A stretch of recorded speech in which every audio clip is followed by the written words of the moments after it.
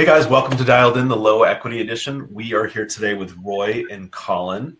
As always, we're sponsored by RocketBotLeads.ai. They are providing our data for today's phone calls, as well as all of the other calling sessions that we are making.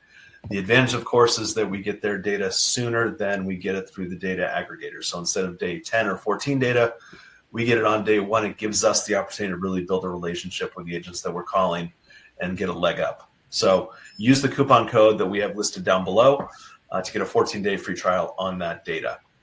Before we jump into the call-in, let's pass it off to you guys. Roy Dynesius, right? Yes, sir. That's it. Yes, I got it.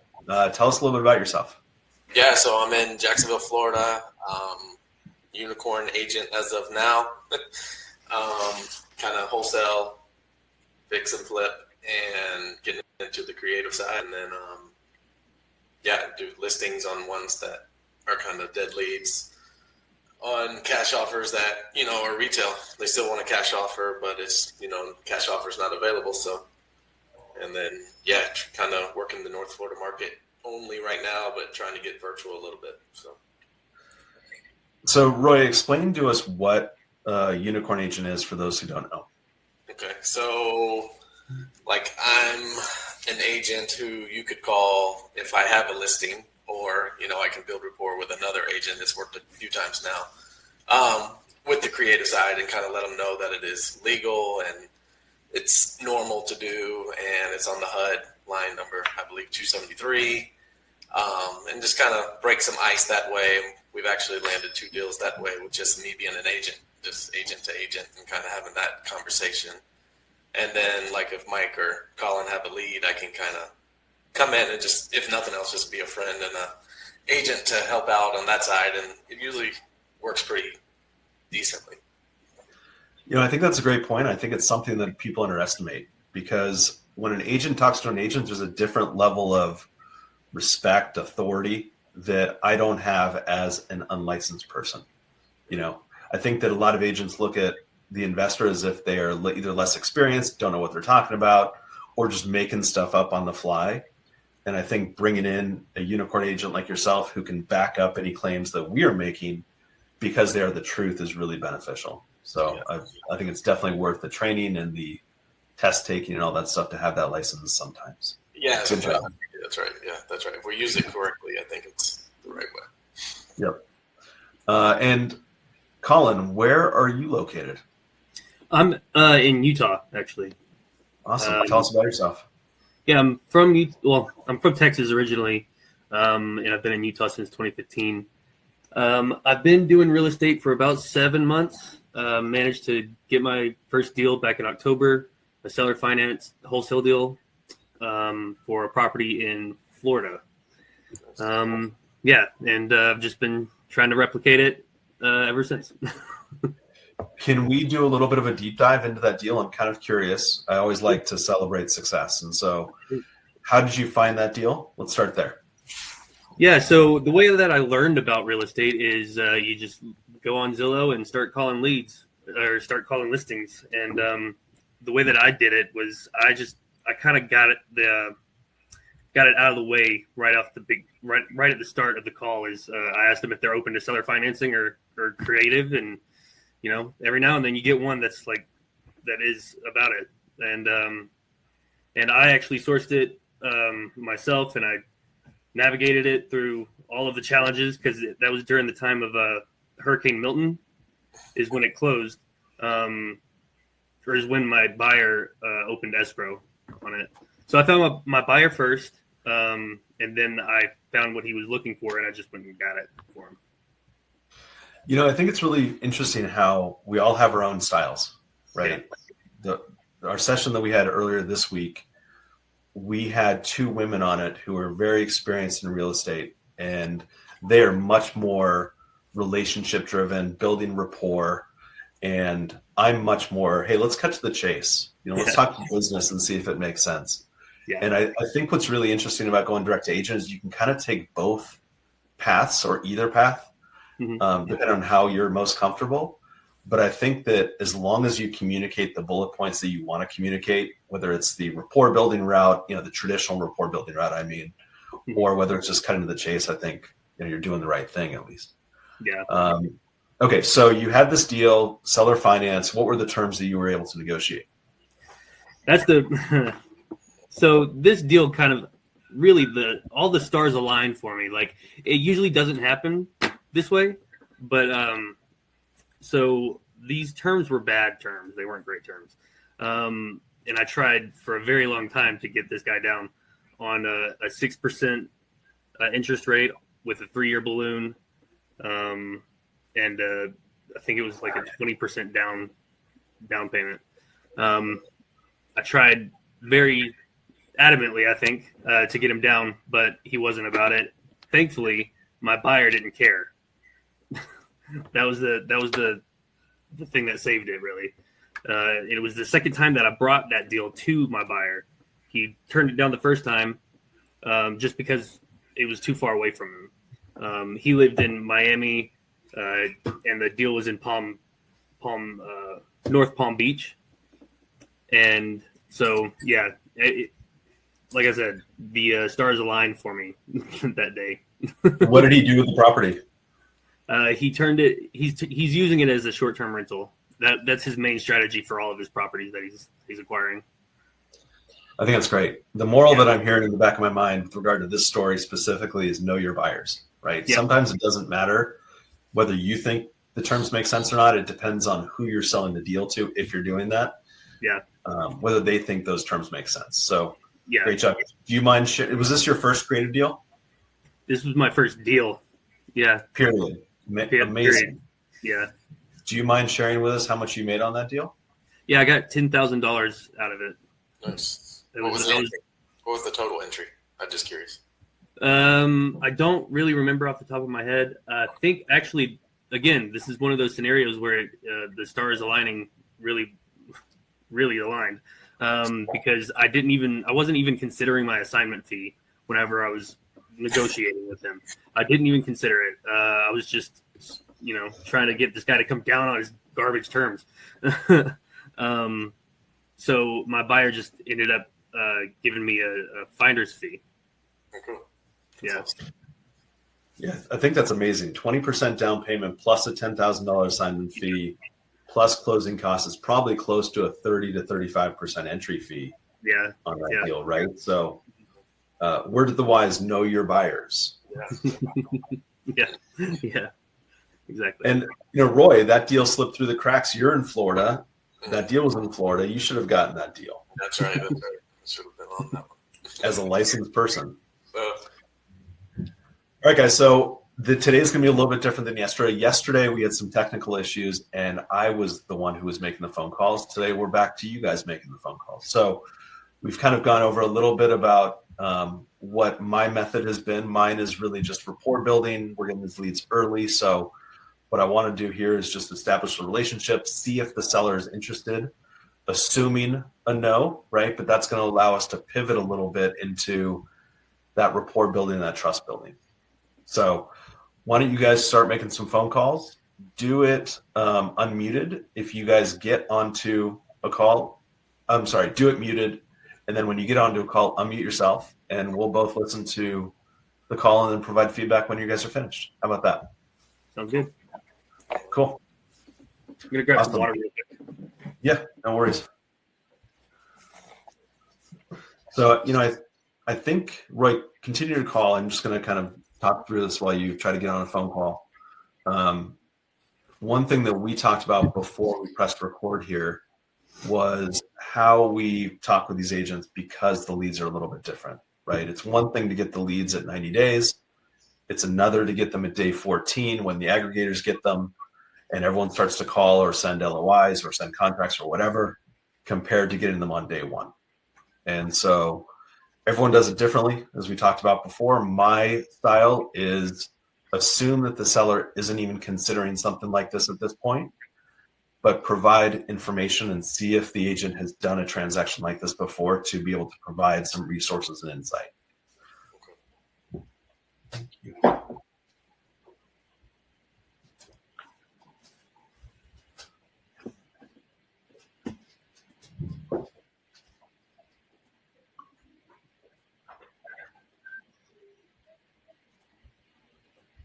What you guys will also notice too on the spreadsheet is Rocketbot Leads provides the last 3 columns, which are equity.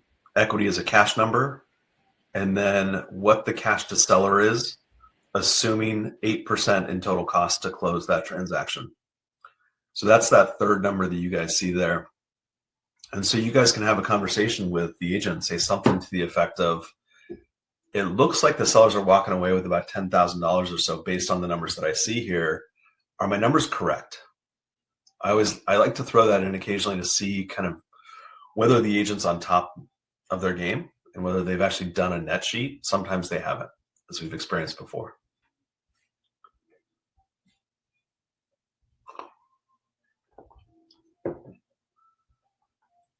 You pull the house up, Mike, or you don't look at it?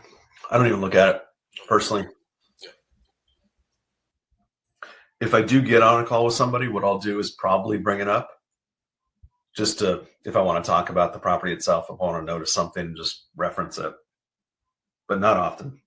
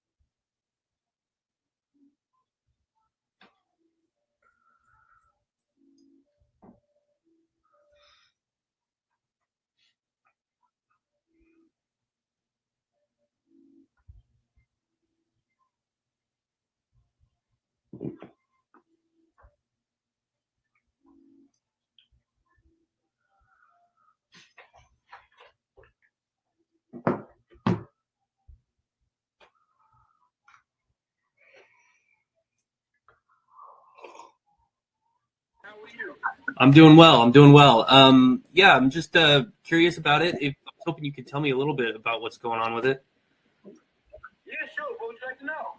Well, I'm an investor, and I typically acquire properties via creative finances. I don't know if you're familiar with that or if you've ever done any sort of deal like that. I am familiar with it. I have not done a deal with that yet. Okay. But I'm familiar with it. I've had a couple clients that I've worked with, and some investors wanted to kind of do a creative finance, essentially what you're talking about, but they weren't open to the option at that time. Right. Okay. Probably the timing was off. The timing was off, and they just some of them need the money to move to the next place. Etc. So a couple of different reasons, right? Mm-hmm. So yeah, for sure. But hey, I have a listing. Can I give you? Thanks for coming up right now. I'm sorry. Could you say that one more time? I said I have clients pulling up. Oh yeah. I have clients. Let me give you a call back. Oh yeah, that's fine. Thanks. Yep. All right. Bye. Yeah, good start to a phone call, right? I like how you're constantly going in there. Hey, are you familiar with the way that we purchase? He said yes. That's actually a really good agent right there. Yeah, right? It's definitely unusual for me to Yep. to get somebody like that. So. Yep, you don't get that very often. Let's just consider that one kind of like an entry one, a warm up, if you will, because we didn't get a whole lot of information. So let's just keep on calling. Good start. Okay. So you wouldn't change the way I started that at all? I want to hear more of your pitch a little bit.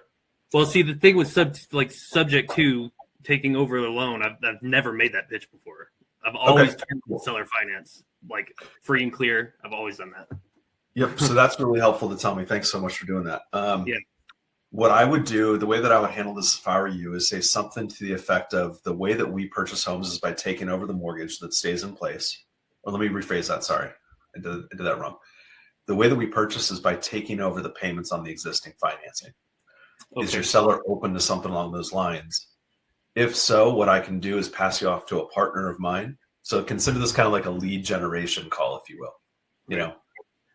My partner and I have done lots of deals. He's the one who handles all the structuring of it, and he can let you know what those details are. That's kind of how I would handle these calls today.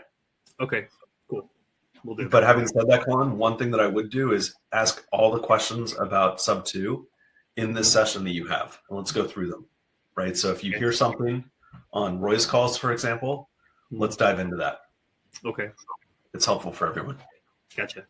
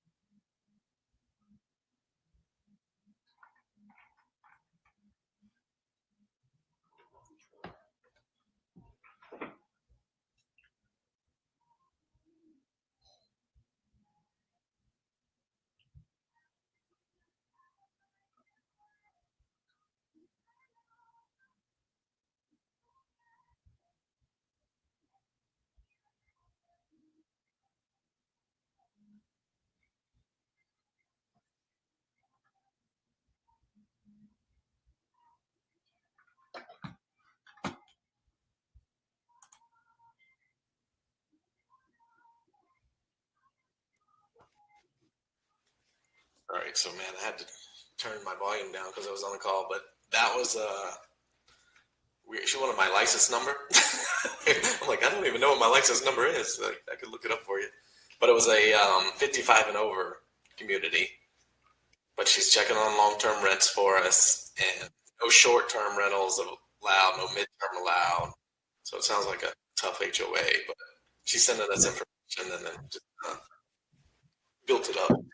55 plus is really tough. Yeah, that's what I figured. Right when I heard that, I'm like, oh, kind of killed him. Yeah, it's hard. If you think about how much it decreases the population of either potential buyers, renters, that sort of thing. Yeah. Okay, cool. So those are. Or this is my spreadsheet, right? So I can just make notes on it, right? Yep, you can do whatever you want with it. All right, cool. Plus community.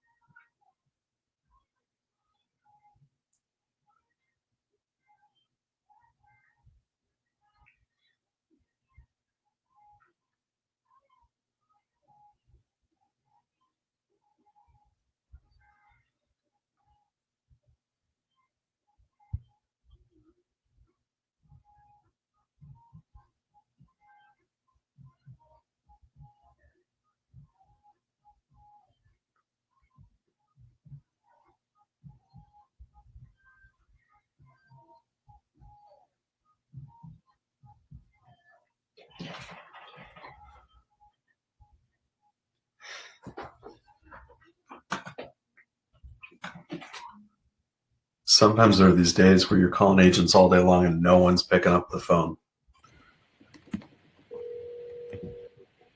Call has been forwarded to voicemail. The person you're trying to reach is not.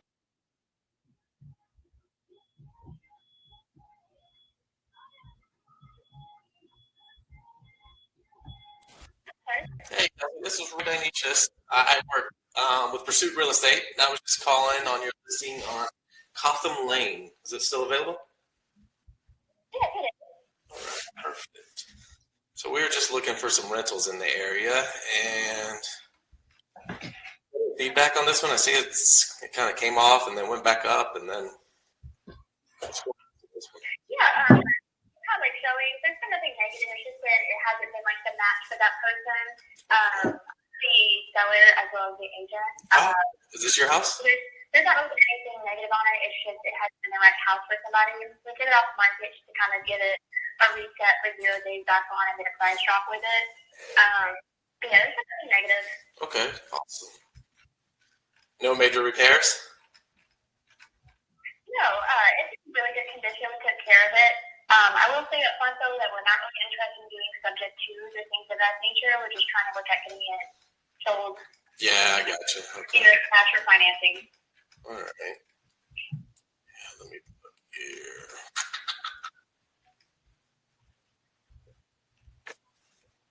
How low would you go on cash? I guess it would just depend. Are you expecting any kind of, is it going to be just like cash and done, or are you expecting any kind of like agent commissions? No. I'd let you have both sides. Yeah, I'd let you have both sides. Is it any rental restrictions over there? No, there's no HOA or anything of that nature. We thought about renting and it just wasn't in our books. But if we're doing a cash offer, I mean, what would you kind of like? What would be your offer first off? Yeah, you help me with this. How much would it long-term rent for? I believe like right now, if you put it on the market, you can cover like 20 around that area is what we kind of saw. Maybe a little bit more depending on how you want to get it listed, but you get listed for a good bit. Let's see, so 2250.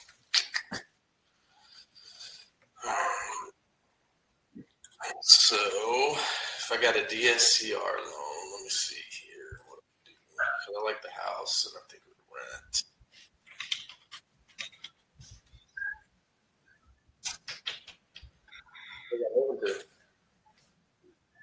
We ended up PCSing over to North Carolina.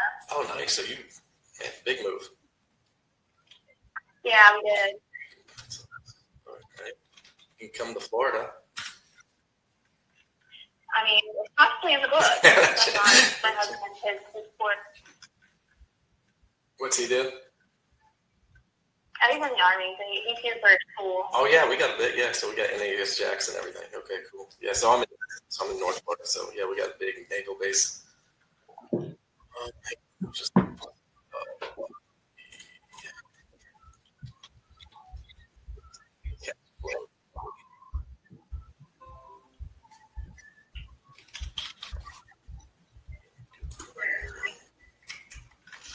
So we usually do the SCR loans. That way they just take care of themselves off the debt service ratio. Let's see. So I can give you there. You take both sides. Commission. 9%. You wouldn't have to factor in commissions.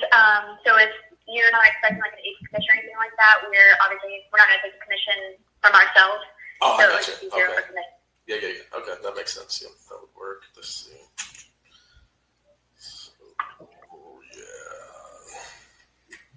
So even if I came in at $350, it puts me at a $2,800 payment, then property tax and interest. Yeah, so it's gonna be backwards. Dang it. All right. So not open. Oh, go ahead. Go ahead. I was going to say, not open to any terms at all? Unfortunately not. We're not looking for wraparounds or subject to. Yeah. Because I could get you a down payment and then try to. You have a good interest rate? We have it at like 4.25, I believe. Stop. All right. That's what yeah, so you need to rent this out. You need to cash flow. Then you're paying. Honestly, the issue with us is like if we did it and renting it out, it would just barely cover the mortgage, so we wouldn't be getting any cash flow from it. Is it? Yeah. But we ended up, we might have to rent it for at least a year and get the equity back down on it a little bit before trying to sell it again, I guess. Can you not Airbnb it? I don't really have a lot of experience with Airbnbs, and it's just not what we're wanting to do. Like, we have a couple of rental properties, so like I know what I'm looking for, and it doesn't meet what we look for. I got you. All right. Well, yeah, dude, keep my information if anything changes, because yeah, you're right. You're probably real close to breaking even on the rent and then on your payment, but yeah, I can't. Even if I came in at $350, and that's what, $39 off of you. I mean, like, I'm still losing money on that. So. Yeah, that's still less than what we owe on the property right now. Oh, is it? Yeah. Okay. So there. Yeah. So that's you don't want to bring money to the table. Well. Right. Yeah. Keep my information. Yeah, for sure. If anything changes, I feel like we could get you a down payment, and then I would look into more Airbnb or midterm rentals. We do like that exit. You know, we have about 8 in our portfolio or so, and I think that's our only plan. So yeah, keep it. My name's Roy Dynesius. I'm in North Florida. If you ever need anything here, keep my information as well. I'll be happy to help you. Absolutely. Thank you so much. Awesome, Kelsey. Have a great day. You too. Yep. Bye-bye. Hey, Collin, you on a call?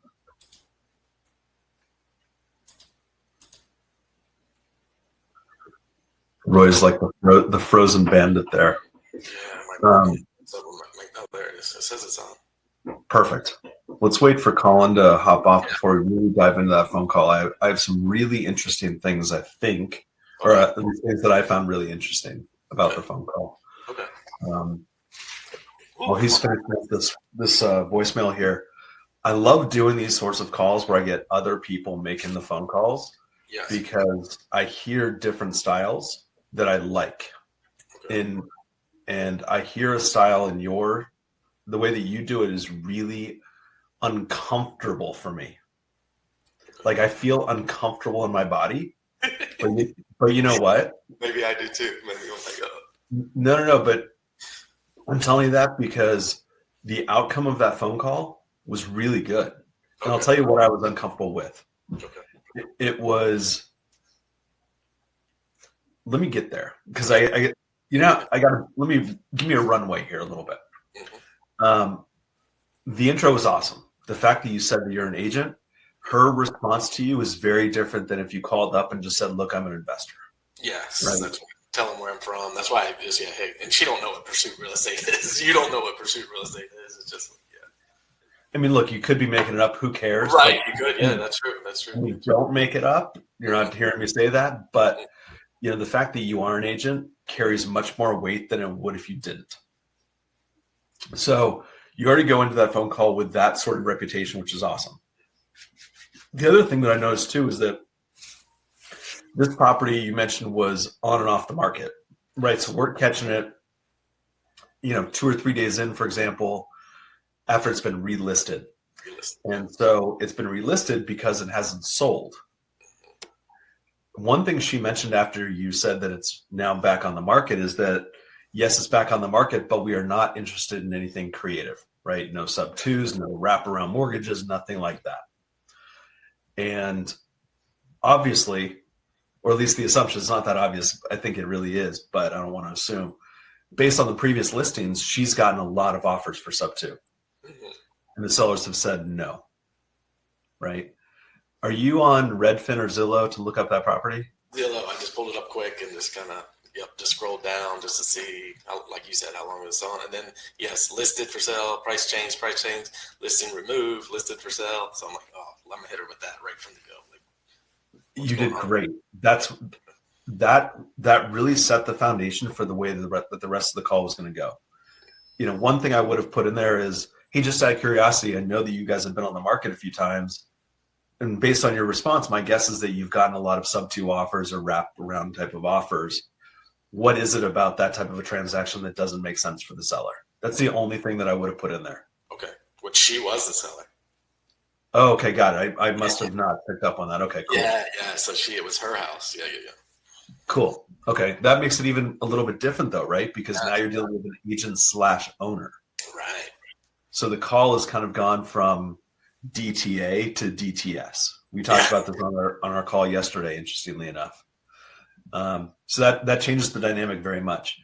The reason that I felt uncomfortable, which you did great, by the way, was you slowed everything down.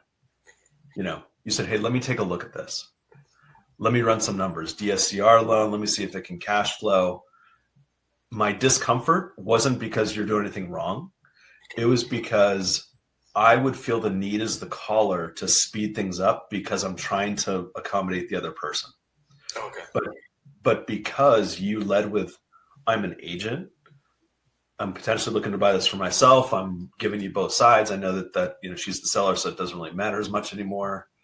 But because you laid that foundation, you could give yourself that time. Yeah. Whereas the way that I would do it, I can't do that same thing. I don't think. Okay. So I love that style because what it does, and I kind of sensed where you're going with it, right? It's, okay, so I get a DSCR loan. It's not going to cash flow. Yeah. What's your rate? 4.5%. Oh my gosh, that's amazing. Yes. You need to rent it. That's what I told her. Just be her friend. Like, hey, you need to rent this thing. Good Lord. 150%.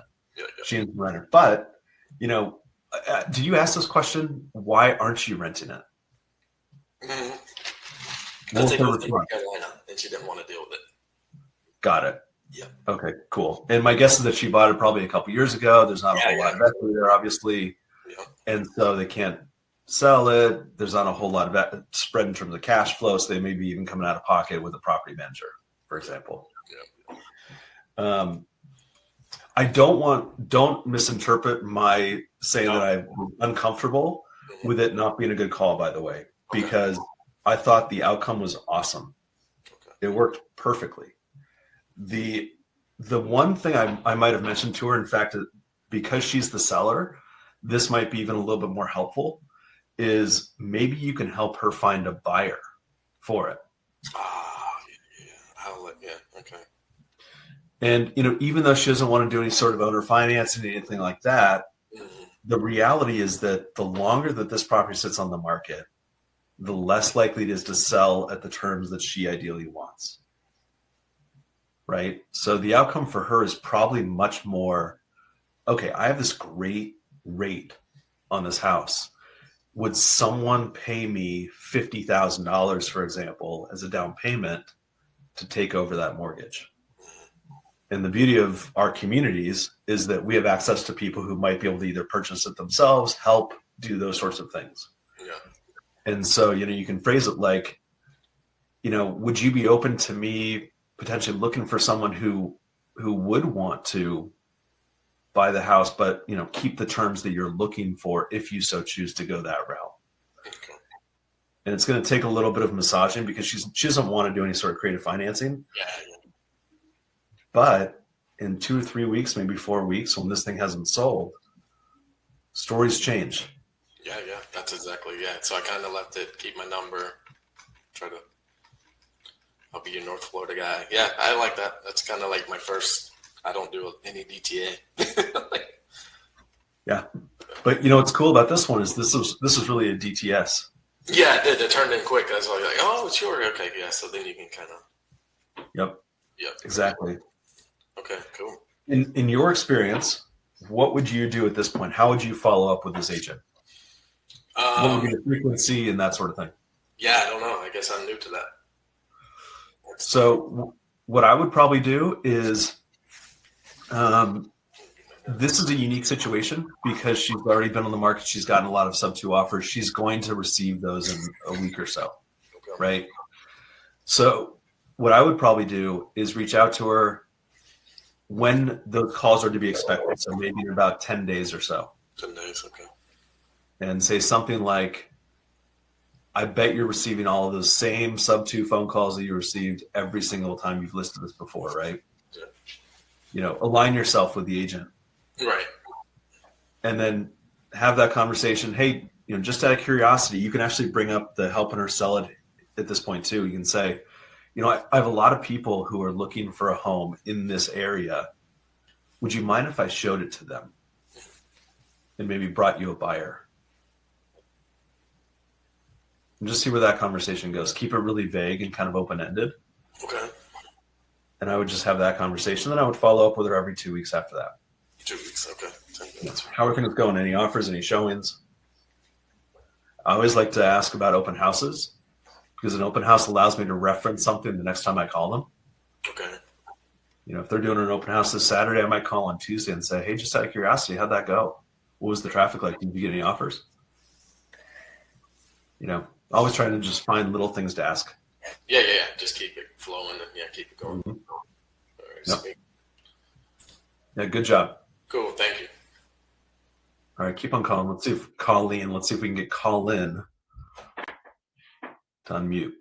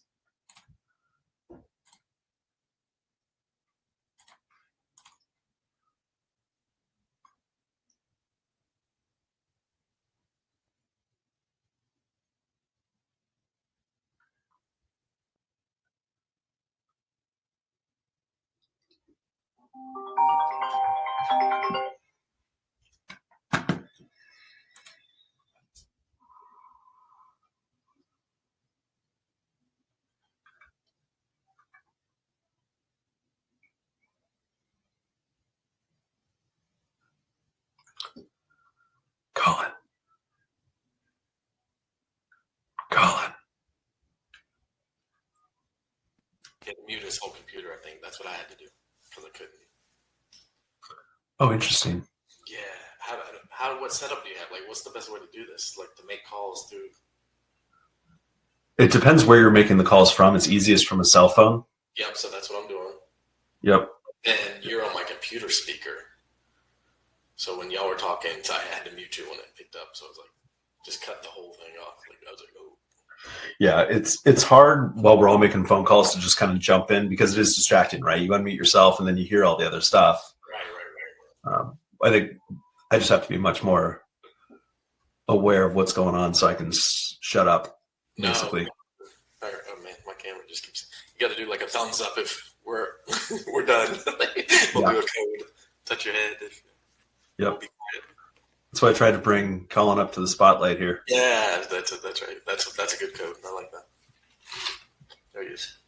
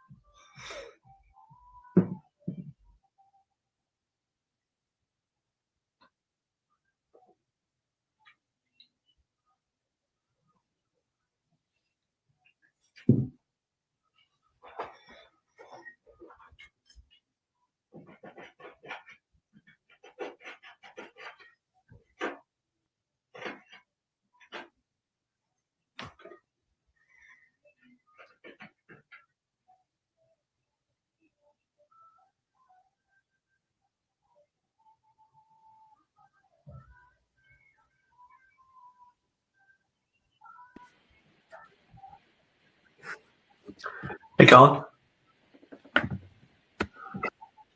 Did you have a phone call? Yes, I did. Sorry about that. I realized that I was muted. That's okay. Within this conversation. I'm super sorry about that. But he's interested. He is interested. I can't believe that.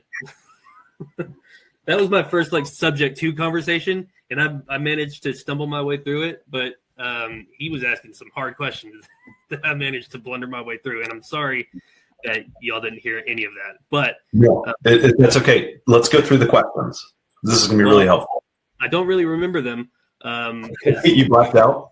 Yeah, I did set up an appointment with him for you to call him within Cool. an hour. Let's call him at the end then. What I'll do is I'll just give him a call at the end. Okay, cool. So it's man, that was exciting. I think it's great. I can tell that you're excited. Yeah. And so feed off this a little bit. Do you have any questions going into the next phone calls? Yeah. So he was asking very strategical questions. So he basically wanted me to explain the whole process to him for subject to what happens from this phone call to close of escrow. And man, I don't even know what I said to him, to be perfectly honest with you. Essentially, I told him that, so it's number 62 on the list. Okay. With Daniel. Okay. And she's apparently in pre-foreclosure. She's a few months behind on rent or on her mortgage payment. Basically, I told him that, depending on the situation and what the mortgage statement says, she would essentially get, roughly $30,000 in cash. Your commissions would get paid. I tried to just repeat everything I've ever heard Pace say. Mm-hmm. Yeah, that makes perfect sense. Yeah, so it's not the really best interest rate, but try to build off this a little bit. Try to make a couple more phone calls. If we don't get on another phone call, what I'll do is I'll just call him. Okay. But this positive energy that you got as a result of that phone call, ride it. Super important, right? Yeah. It's intimidating making these phone calls. And when you do make a good phone call, you got to keep going. Yeah, for sure. For sure. I was not expecting him to just flip it that way, because at first he was like, it's not going to work for my seller. And as soon as I said the $30,000 to your seller and your commissions get paid, that flipped it automatically. And he started asking questions about it. That threw me for a loop. I was not expecting that. Well, that's a great point, right? So take that into the next one. Make sure that you point out the benefit for the agent, right? And for the seller. So one thing that I always do is say, I'll break it down. And I'll say, look, the advantage of something like this is that typically we can give either as much or possibly even a little bit more to the seller at close. And the reason that we can do that is because we make sure that from our side, not from the sellers, we pay your commission directly and we pay all of the closing costs. So that's why we do that, so that we can maximize the seller's equity at close. Okay. Makes sense. Cool. How would you go with like rentals or like the area? I basically said I was looking for rentals in the area, and that I came across this property, and he asked me where I got the $30,000 from, and I basically said it was a guess. Educated guess. Yeah. We're sorry. This is, again, I'm not super familiar with subject to, but where does that $30,000 come from? Is it like the difference of their equity? Yeah, stop saying sorry, first of all, because look, none of us knew this when we were born, right? Yeah. We had to learn this, and sometimes we learn at different speeds or at different times in our life. So those three columns that I mentioned before, the first one, the third from the farthest right, that's the equity percentage. Right. And that's just the equity percentage based on the current asking price compared to what the sellers owe on the property. Mm-hmm. The next column over is the dollar amount that equates to, right? So if it's 10% of 300,000, it's $30,000. The last column, which is really going to answer your question here, that's the cash to seller column, right? And the cash to seller column takes out 6% for commissions and 2% for closing costs and miscellaneous. Okay. So let's say, for example, that the equity position in the third column says 8%, mm-hmm. Then the third column is going to say 0, or the last column is going to say 0, right? Because we're taking out that 8%. Right. So I reference that a lot, and I'll say something to the effect of, based on the numbers that I'm seeing here, and my numbers could be totally off. I always kind of say that and just say, look, because I want their opinion, right? I want not even opinion. I want the information that they have. And so I'll say, based on what I currently see here, and after doing some calculations to take out commissions, closing costs, it looks like the sellers are going to walk away with about $25,000-$30,000, whatever that number is. And then I always kind of shut up to hear what they have to say. Okay. They might say something like, well, they're doing a whole lot more. And I go, oh, well, so you've done a net sheet for the seller and you've calculated what the commissions are and closing costs. By the way, Mr. and Mrs. Agent, is the seller going to pay for the buyer's agent, or are they expecting the buyer to pay their agent? That's a new question to kind of pop up, right, Roy, as a result of the whole NAR settlement. Yeah, exactly. So I was going to say NRA, but anyway. NAR, yeah. NRA's guns. I know that here in Texas. Collin, where are you from in Texas, by the way? I'm from Northeast Texas. I'm from a small town called Dangerfield. Born and raised in Northeast Texas. It's near Longview, Texas, or it's outside of Tyler, Texas. Uh-huh. Yep. Yeah. Yep. I'm in Austin.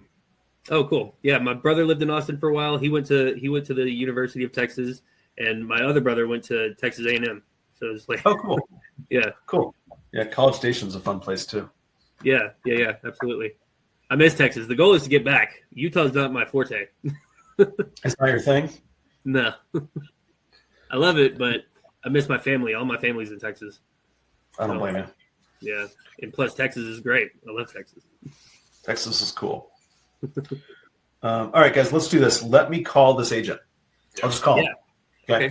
I was just going to hang on. I was going to tell Collin, I think, too, when you're blind like that and you don't know the down payment, you don't know the 30, just say, hey, we're going to get you a down payment in your hand. Yeah.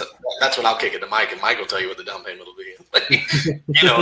Because sometimes $5,000 works. I mean, sometimes they just want money in their hand, which that one. But just say, hey, we'll get you a down payment, we'll get you paid, and then that way it leaves it wide open. Yeah. It's a good call. Good call. Yeah. Thank you. Yeah, man. One thing that you'll notice too on the spreadsheet that you guys have for the leads, that final column has very different numbers, right? From negative 100,000 to 30 or 40,000 bucks.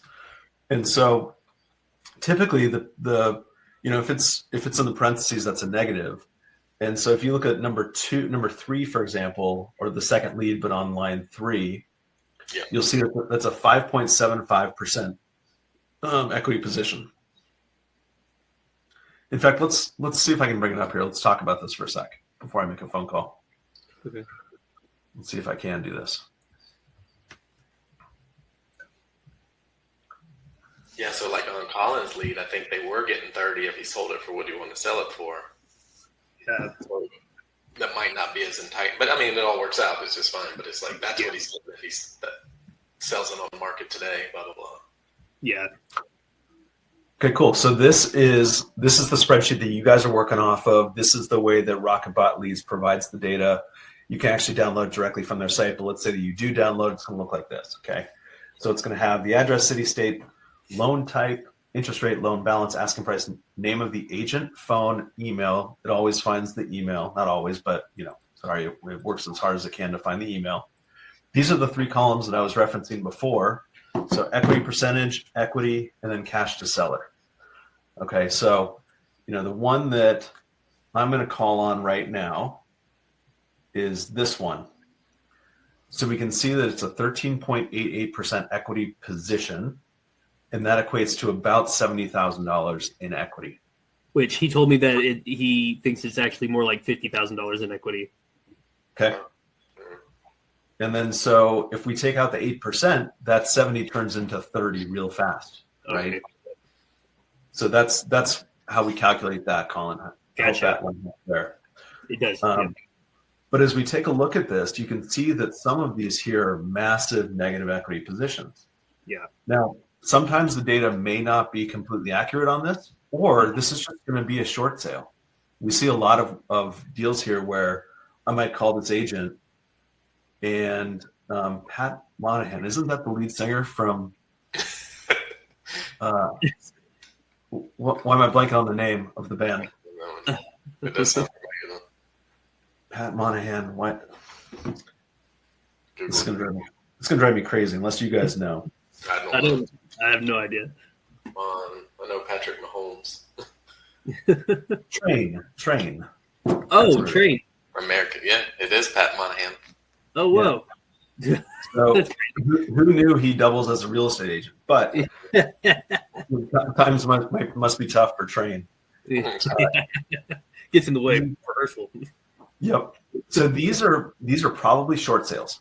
So if you guys are calling through this later on, I would ask this agent, Pat or Stephanie, and say, hey, just out of curiosity, it looks like this might be a short sale. Is that kind of the angle that you guys are taking? Okay. Just see what happens.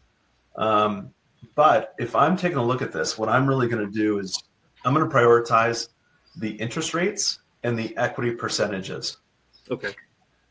So the higher the interest rate, the less equity percentage I want to target. And the reason for that, Collin, is because I want to make sure that my entry fee on the deal is much lower if the interest rate is higher. Okay. If I bring you a deal that has a 15% entry fee compared to, a 4% entry fee at 6.5%, which one are you going to choose? All day long, the lower entry fee, right? Right. So, what I would do is prioritize interest rate first, and then equity percentage or cash to seller. It's kind of the same thing, right? Depending on how you're going to look at it. Right. And then I would just target those ones first. Okay. So is this interest rate too high, essentially, is what you're saying? What is this interest rate here? It's a 5.4. Yeah. Not necessarily. What I'm going to do with this agent is say something like, I'm going to run down the full process, and then I'm going to back off. Okay. Because this deal isn't ideal. It's Right. going to be a higher entry fee. Yeah. And the interest rate's higher. Yeah. Right. So what I'm going to do is I'm going to back off and say, look, it may not be a good fit for your seller at this point in time. However, let me just keep an eye on this and watch it and see how it goes. If we can provide a solution for your seller, great. If not, no big deal. Okay. That's good. I like that.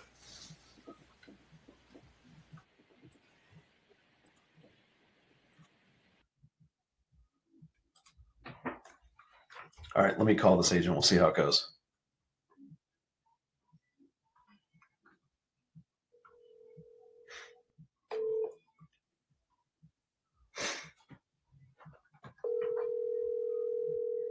Can you hear that, Roy?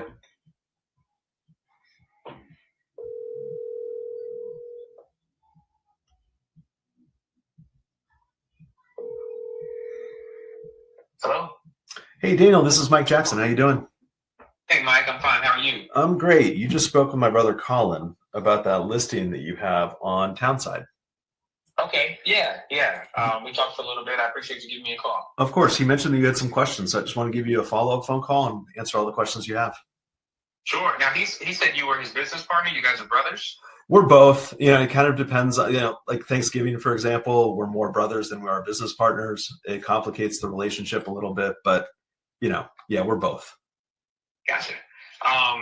Cool. Yeah, so I'm aware of this concept, but I've never actually had a client of mine or seller go through it. How often do you guys do this? How many deals, I guess, have you closed in this manner? So I've been doing this for 4 or 5 years or so, this type of acquisition method. And what we do is we either keep them for long-term rentals, we either resell them on owner finance, or sometimes we'll even do something like, have you ever heard of co-living, where you kind of break up the house and you have multiple people? Multiple tenants, yeah. Yeah, so we'll do something like that too. So I've been doing that for 4 or 5 years. Okay. On a monthly basis, we're doing about 8 to 10, kind of depending on the market itself. Collin is I just brought him in, so he's relatively new to the whole process. Okay, got it. But I can answer any questions you have about the process. Yeah. So I'll just be clear with you about the situation, and you let me know if this is something that is still a possibility. The seller, she has maybe $50K in equity. We're listing it for $500. I think it's worth more than that, but she's been trying to sell it for a while. Unfortunately, she is now incarcerated, and I didn't get into too much of those details as far as her likelihood of getting out, things like that. But so her sister and her father have they have a POA. They have every right to do anything they want to do with this house. They can sign off, they can sell it, they can make decisions for her. And she's also 2 to 3 months behind on her mortgage payments. So number one, does that raise any red flags to you guys as far as any difficulty there? No, not at all. We deal with properties that are in arrears all the time. Okay. When he mentioned like 30K can go to the seller, where does that number come from? And if there is a balance due, do you subtract that from the money that she might get? Yeah, good question. So the way that we pull our data, I'll give you a little bit of a peek behind the curtain, if you will. The way that we take a look at our data is we always calculate what the asking price currently is compared to what the seller owes. And we can generally get a good idea of what that is. It's never exact, but it's very close. She owes like $450. Okay. Open with you.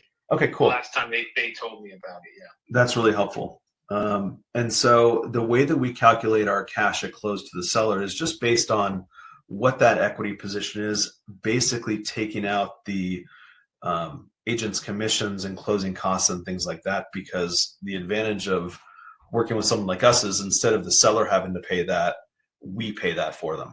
And it just maximizes their equity position. So to answer your question very directly, the reason Collin threw out 30,000 is because our numbers say around 30,000 is cash to seller at close. Okay. Would you be re-estimating that in this case if it's a little bit less, and then would she be getting a little bit less, or is it just whatever she would normally get? That's pretty much what she would get from you guys. Yeah, very, very close, if not the same. We try to keep it around the same. There's some things that pop up. For example, you mentioned that it's 2 months behind. What we would have to do is probably decrease that amount from our cash to seller, just because we're having to pay that out of pocket. So if you take a look at how we purchase, what we really want to do is we want to make sure that we're paying the agent's commissions, like I mentioned to you, the closing costs, and then providing cash to the seller, and then keeping that really around a range that makes sense for us. And so to do that, we would probably have to deduct the arrears from the cash to seller. Okay. Would she get an advantage of not having? So I have my commission, right? I have the total commission that I'm charging, but in this case, we normally would pay out a buyer's agent, and that might be 12 grand or something like that. Would she be able to, since you guys won't be, I doubt you're represented by a real estate agent, if it's just my portion getting paid, where does that number get calculated? Is it the full commission? Is it the full 6% I'm charging them, or is it just my 3.6%, and then she could save money by not having to pay a buyer's agent, or how does that work? Basically, what we would do is, because we're paying your commission directly and we're coming in unrepresented, we would basically just call that 2.25% or whatever the difference is between yours and 6% a wash. So her cash to seller is going to be the same. Okay, and so that's savings. Okay, so she's not going to get any extra money by not paying out a buyer's agent. Correct. Yeah, that's exactly right. And one thing that I want to make sure that we kind of talk about here is this is such a unique situation, right? I mean, she's incarcerated. We don't know what the time frame is on her release, if there is one. And then, of course, her family is kind of managing the whole process for her. One thing that I would encourage you guys to do at this point is see what, because you guys are brand new on market, I would probably see what the market dictates for the next week, 2-3 weeks, somewhere around there. Because I think that's probably that's her best option for selling it and probably maximizing the equity at the current asking price. And I'm only saying that because given her situation, the fact that we would be taking over the mortgage as it currently stands, I'm not going to say it's going to cause difficulty, but it's a unique situation. And so I think that the simpler route is probably a conventional type of sale, but we're here in case that route doesn't make sense, or in case you think that the seller can net more money at close with the way that we purchase. Okay. That makes sense. What happens with insurance? Like homeowners insurance, things like that. If she's still is on the mortgage. You guys have the deed. Who pays for home insurance and property taxes, things like that? Yeah, great question. So whoever owns the property is going to pay for the insurance and the property taxes. We get a new insurance policy, a very special insurance policy on the properties that we purchased, because this is a situation where a loan is taken over. And so what we want to do on the insurance policy is make sure that the bank is noted as an additionally insured and the seller is noted as an additionally insured. And we do that for a bunch of reasons, but primarily just to make sure that they're protected in the event of, something happens to us, and at the same time something happens to the house and they can receive insurance proceeds. You said the owner, is that you guys? You guys will pay the new homeowner's insurance, or she still pays? No, the buyer. So we will pay the insurance. So as far as she's concerned, if she goes the route with you guys, she has no further responsibility for this property, and no payments, no financial responsibility for the property. Only unless for some reason you guys go in default and then the house gets deeded back to her, and then she gets to do what she wants with it. That's correct. Okay. And your yes or no to doing this depends on the mortgage statement, what her payment is, what you guys think you could possibly rent it out for, things like that. Exactly right. Yeah, we haven't done our full comprehensive analysis on this, but once we do, we can kind of let you know exactly where we come in at. I think that the result is going to be that I would see what happens with the traditional type of sale and what happens on the retail market first before we touch base again, maybe in a couple weeks or so. Got it. Okay. Okay. Well, I think that sounds good to me. Are you guys able to shoot me an email over so I have your contact information, or of course, text message, something like that? Of course. Yeah, happy to. Not a problem. Are you you're in Apex, right? Or the property's in Apex. Where are you located? I'm in the same area as well. Okay, cool. I used to live in Chapel Hill. I was curious if you guys were freezing out there. Yeah, it's nice and cold. Nice.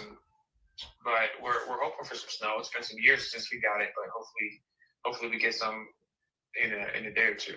The first year I lived there, I was living off of Franklin Street down there in Chapel Hill, and it snowed the day that I was flying back home to California, and I woke up to about a foot of snow. We flew out, and I was surfing that afternoon in California. It was a crazy day. Oh, that's nice. That's a crazy day. I'm surprised the plane got out to get you to California. Me too. Thankfully it did, though. I'll send you over some information, okay, Daniel? And if you have any questions for us, feel free to reach out anytime. Sounds good. And you have my email address? I do, yep. Okay, sounds good. I'll talk to you guys possibly in a couple weeks. Cool. Have a great day. Bye. Bye-bye. Okay, so critique me. I mean, smooth criminal, in my opinion. That was just like, really good. Yeah, I think it was good. I was going to show you. I was trying to share the screen. It has been listed since October. Then he's the new agent again, so he kind of had a feel, I think, of. But he's been price dropping too. Yeah. So just. What did it start at? 530. Okay. 530 back in October. Now it's down to 499. And he's the new agent as of why you've got it now. 1-2. January 2nd. Yeah, this is really interesting. Yeah. I don't think I've ever purchased a property from someone who's in prison or jail or whatever that terminology is. Luckily, I don't know. Yeah. It makes me a little bit apprehensive. Yeah. For a couple of reasons. First off, what is she in jail for? Yeah. The property looks great. Yeah. The pictures look good. Like, good job. Do you think she's like a white collar criminal? Skip trace and pull it up. Google. What if she committed fraud on this house or something like that? She purchased it and then it was fraudulent. That could be a thing. I had no idea she was in prison. I had no idea. He never mentioned that. That's funny. I love how he says, I don't know how long she's going to be in, or, that would be one thing that I would look into personally. Yeah. Yeah. I don't know. But anyway, yeah, I think that, definitely wasn't my best call. I think that what I should have done is focus much more on providing him with resources that will help him determine whether this is a good path for her. And then hopefully he can take that education, whatever we can give him, onto his next listing. Yeah. What would those resources be exactly? Like, how would we? So my default has been for the past couple of years, because of some not so great experiences, has been to focus on emphasizing how we can protect sellers in a way that others don't. Right. Okay. The reason in my head that I didn't dive right into that was because this isn't a great deal. And so I just didn't want to waste the time on it. But for the sake of this recording, I probably should have. And so the way that I structure all of my deals, just based on experience and kind of adjustment based on things that have gone not so great sometimes, is I'll add 3 or 4 or 5 detailed bullet points to every single transaction. And the first one's super simple. It's, I need to make sure that the seller gets a promissory note and a deed of trust. Every single time. We don't do any sort of naked sub-twos where they're not protected. They need to basically what we're doing is a mirror wrap, right? They're providing me a note that is mirroring the note that they currently have. The payment, the term, interest rate, all of it. Okay. And I know that you're thinking about this, Collin. I'll get to the next point here, and I hopefully can kind of close this loop a little bit. We have to very clearly define what default means in our promissory note, right? And so is that 30 days of missed payments? Is it 45 days? What exactly is that? And then, of course, what's the recourse?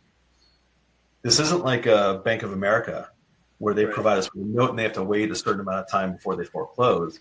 Whatever we put in that agreement is what it is, right?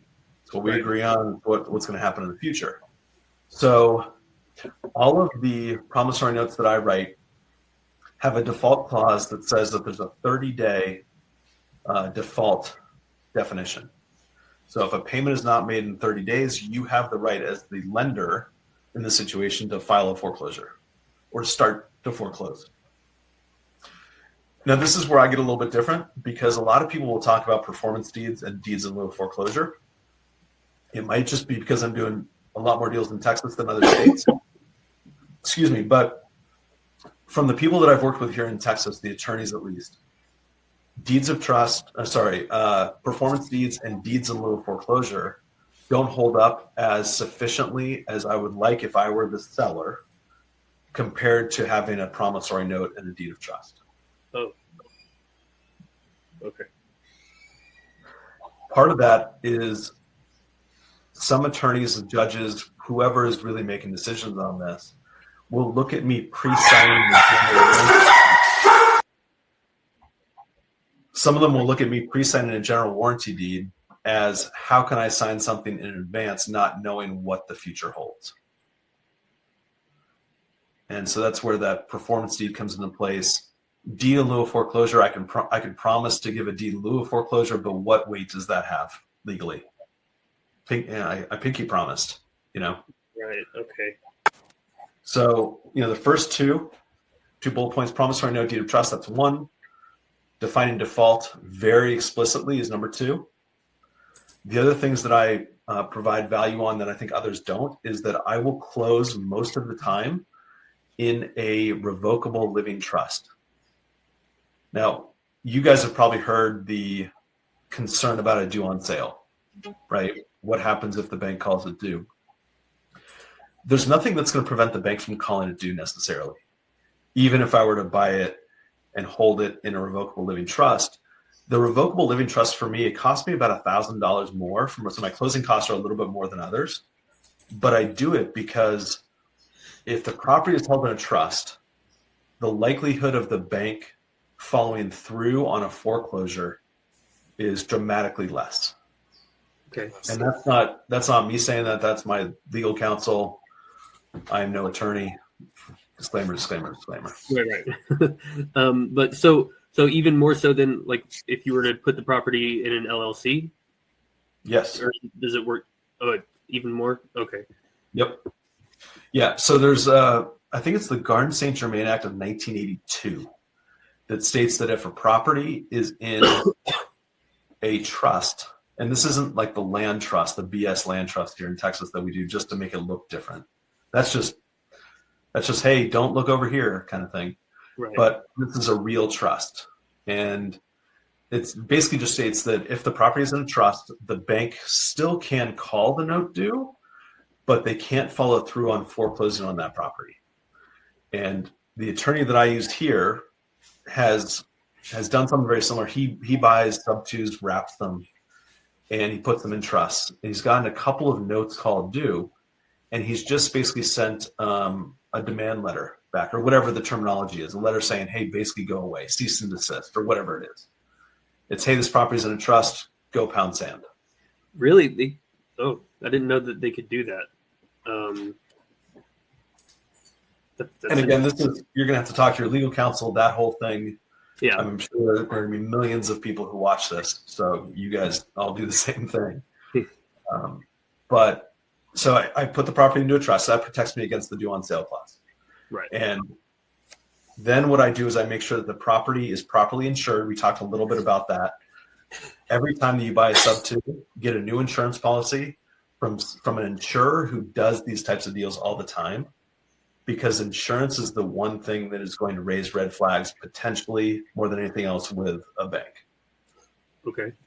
And what happens is the bank that has the mortgage, the underlying mortgage, has to be named on the insurance policy.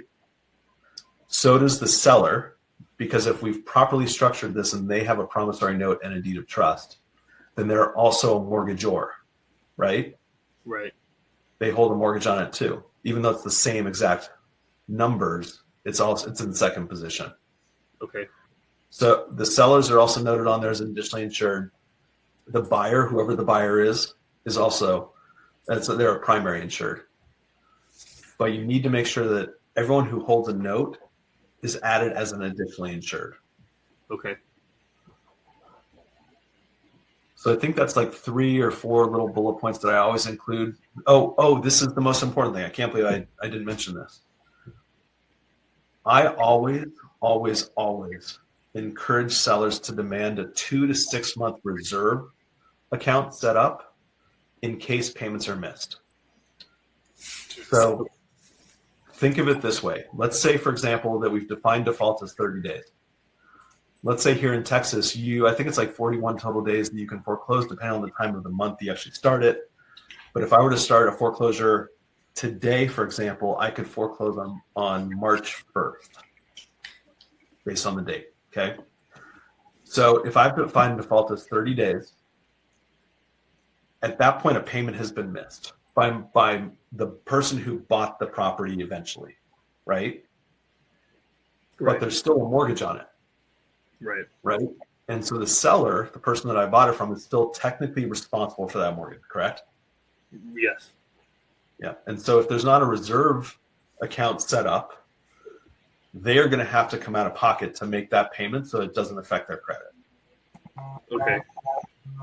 So what I want to do is I want to cushion it just a little bit so that if someone does miss a payment, there's a reserve account set up with an amount that is enough to suffice making payments until someone is able to foreclose. Right. So the seller's not coming out of pocket. Okay. That makes sense. Any other questions about that call, guys, or any critiques? I would love some feedback. I always want to get better if I can. No, I would always hit because he was so open. You got any more? Totally. I missed that one big time. Totally. Yep. He was a good agent, right? He was one that you could build a relationship with and say, look, even if it doesn't work here, let's find something together. Yeah. He's very open. Just at least he's willing to learn. He said, I don't know this. I've never done it, but tell me about it. And I like this. Yep. 100%. Yeah. Guys, both of you, thank you guys so much for joining. I hope, first of all, I hope that you guys enjoyed yourself. Secondly, I hope that we get to do it again. Yeah, this was great. This was probably the most helpful call I've ever been on in terms of like doing calls in front of people, even though y'all didn't hear my call. It was the most informative, I think, for me anyway. I think this helped me more than any call that I've ever been on. Awesome. So I really appreciate it. Anytime, guys. Schedule it for the future. Love to have you back on. I'll be doing this Mondays through Thursdays. Okay. Okay. Awesome. Thank you, man. Appreciate it. All right, guys. Have a good rest of your week. Good luck. Work those leads. If you need anything, let me know. We'll end this with thanking rocketbotleads.ai for the leads. Day one data. Get your leads before everyone else even knows those listings exist. Use our coupon code DIALEDIN14 to get a 14-day free trial. Awesome. All right, guys. Have a great one. We'll talk to you guys later, okay? Yep. Bye.